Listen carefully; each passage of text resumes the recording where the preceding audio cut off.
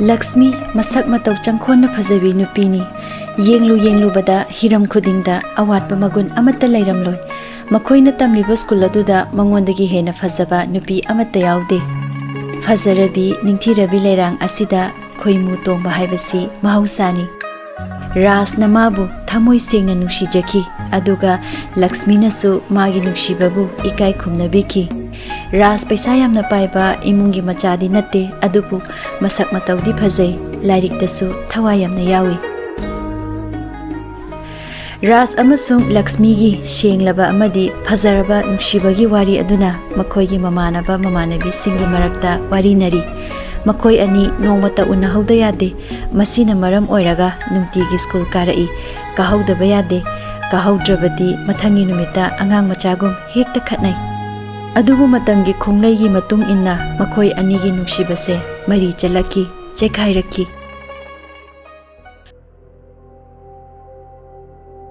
Noma class 12 ki exam loiba numita mabani unai numito mabani gi thamoi sokpa numitni Luxmi na karigumba poyom khara puraga laki Ras mahausagum magi nuksibiga nuksiwari sarurani khalladuna yamna harauna laki momon minokna magi maithongi leiteng oire mahausagum kaurai Luxmi exam nuai kibra Luxmi na yamna tukthana khumlaki nungai ki magi adugum laba tukthaba mahausaga manadaba matau aduda Ras na pakhatna hanglaki Kuidore Luxmi nasa nuaitrabo nahan kaiga manadena Luxmi na khumlaki kaishu tawdeda ado kainomta haigena hayo ado nang saudi saunuko kaidobogi saudoino aidi nang na haibadabu aibu karam kanda saubo yawkragene hoi aisu khangi ado aise nungdi nuksibra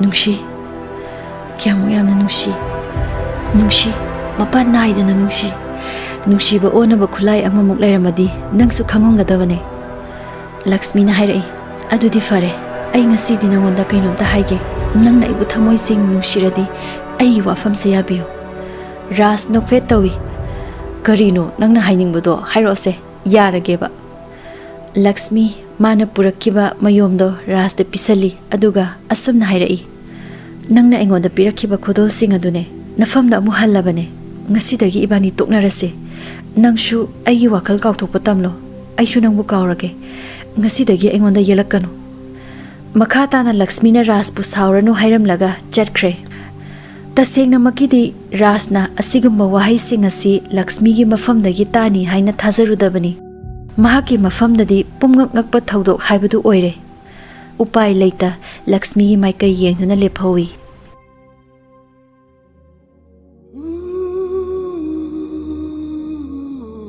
Mathangi numita Ras na Luxmi bu lambi da ngaiki Luxmi thengnare Luxmi na Ras ta lambi lamjau da ngairami haiduna yam thina ngangbire Ras na khwaidagi kawba ngamdaba thamoida jinglaukiba Luxmi gi wahaidi Luxmi na Ras nang sauno ahenba pamdaba sangsar seda mi amata leitabane aisu ahenba thiri nangsu ahenba mayeng jakro ngasidagi aingonda amuk hana yelakanu masi hairamlaga Luxmi chakre Ras lepambadagi makhu kulaga kaplakki maga lakminaba mamanabaduna mabu themjilli Ras na wahang makhal hangba horakki ahenba thinaba taibangsida anim awang haina khaibiramisi karigino aina lairaba imungda poklurabasu Luxmi nuksibadi kanana sukhak heloi numitudagidi Luxmi da yetlaroi haina khankhre mabu kauthoknaba lambi zaza thiba horakle Mahak hauzikti nisada laichuba nupa haibado oirakle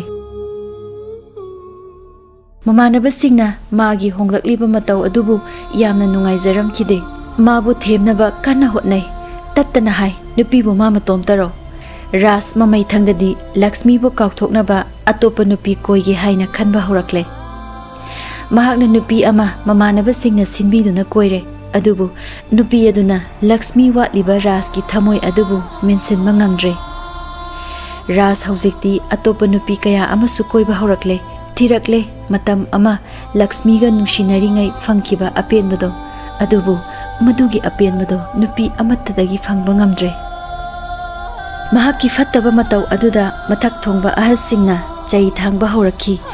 Mahak hauzik tasengna ngauchatnare. Mina ngangba kaya tadre. No luklamba magi mataudo hauzikti mangkhibagum taure. Nongma Raski phone da wrong number amakhak tasilaki. Fazaraba khonjel haiphet tabada nungshiba phawhanba ngamba nupidugi khonjel aduna Ras bu sumhatkhi. Rasna taksinbadagi mabani phone da nungshinare. Mobile da wari kaya sanare. Nongma unabagi numit thanare. Rasna yamna kena mana phone da nungshinakhibi Thoibibu unaba lakle. Makhoina hainakibagi matung ina waiting shed amada Rasna Thoibibu ngairi. Ngaihaki matungda Thoibi car ama thauduna lakhi. Rasu Thoibigi gari da kakhatle. Thoibina gari thauna mabani wari saba haurai. Ngaihak wari saraba matungda Thoibina Rasta tapna kainomta haizage hairaki. Rasna su hairao. Thoibina Rasta Daras Laxmi khangbiribra. Laxmi haibadi Nangi matam amagi Laxmi. Ras mamaidu nungaitaba mawong ulagi. Adu kaidoraba mahak po kayam nungsiya. Thoibi magi wase toklase. Nang mabu palakano. Tokpa yaroy. Nang madi kamain khangiba. Maiga yamna luna tinaba imanabine. Aduga aina magi mateng pangliba. Nang bu changing ama tawriba. Nahan makai nang na phone da koiriba nupiya da. Ainate Nangi Laxmi ne. Aduga aina mateng pangba.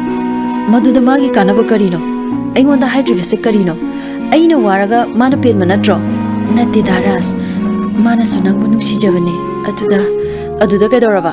Mahak hausik nare. Brain tumor ne. Aduna mana nangbu wahaning dabaday. Nangbu laptop pane. Hausik ma aruba phibam da lairi. Nangbu amuktang di uningi haiduna khaurang na ngai hauri.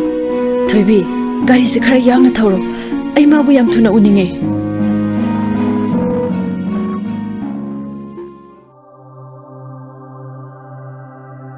Asumna gari kanna thaurakpana makhoi Laxmi gi manak yaurakle. Rasna ure kuchu taifet taraba Laxmi na phamungda yata duna leibado. Nason pikna Rasna Laxmi haina kaurami.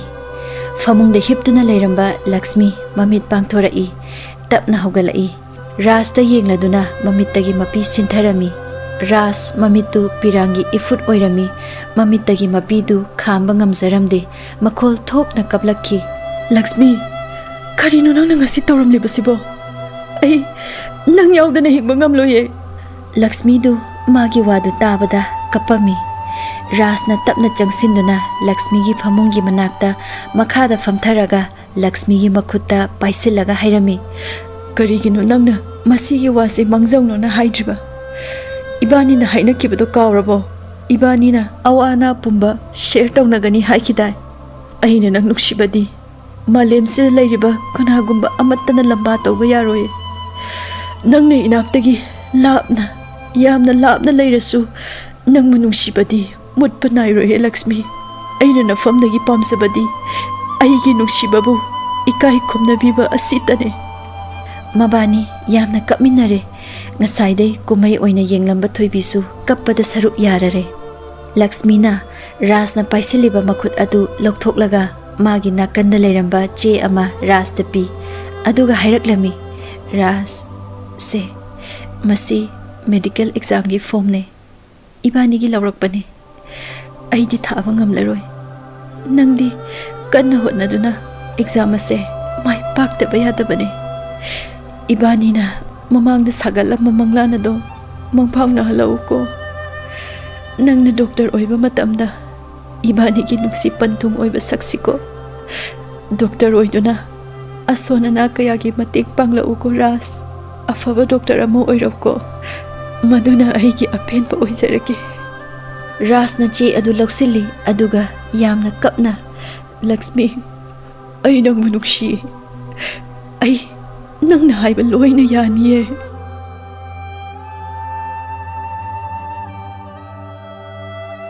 Matam gi khonglei matung ina Ras ngasidi magi wasaki matung ina afawba doctor ama oire. Magi nungshibidi asiba kauba lai mahakna pubikre. Mahaki wakhalda Laxmi gi wakhal natana kanagi wakhal changkhidre. Masina maram oiraga mahak atokpa kanagasu yumbal punsida khongdakhidre. Mana Rajluxmi kauba home ama lingkhatki. Maduda mama mapa kainaraba angangsingbu mapa sakna naukonduna makhoiga loinana mikup kharata oirabasu penthokna hingki.